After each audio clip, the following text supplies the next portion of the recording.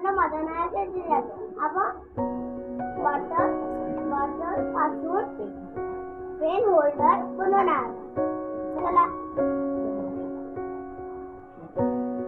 यासाठी आपल्याला मटेरियल पाहिजे कंची, सिलिकॉन बॉटल, स्टिक.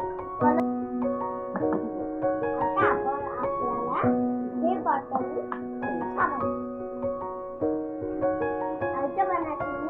हे बॉटल कट केलेली आहे. आता आपण हे सिलिकॉनच्या मदतीने